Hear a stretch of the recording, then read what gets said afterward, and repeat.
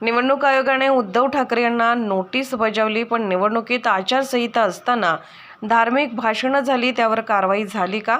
महाराष्ट्रात जिथे मतदान सुरू होतं त्यांच्या बाजूच्या मतदारसंघात सभा घेतल्या, त्यात आचारसंहितेचा भंग झाला नाही का? त्यावर कारवाई केली का?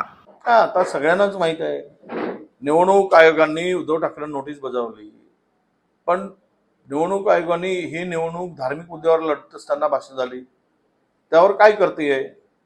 ती जबाबदारी निवडणूक आयोगाची नाही का?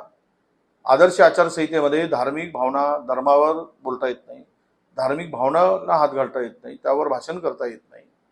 पण हे खुलेआम झालं. हिंदू, मुसलमान, भारत, पाकिस्तान, मंदिर, मस्जिद हे सगळं पाहिलं. एक डझन बच्चे, जादा बच्चे, हे कशाचं होतं बोला? त्यावेळेस निवडणूक आयोगाची भूमिका काय असायला पाहिजे? निवडणूक आयोगाने यावर सुद्धा कारवाई करावी अशी आमची मागणी आहे, जर ती चुकत असतील तर. ज्यावेळेस महाराष्ट्रात निवडणुका सुरू होत्या त्यावेळेस मात्र मतदान एका बाजूला असताना राज्यात मतदार क्षेत्रात ज्या भागात ज्या लोकसभा क्षेत्रात मतदान सुरू आहे बाजूलाच सभा घेतल्या गेल्या.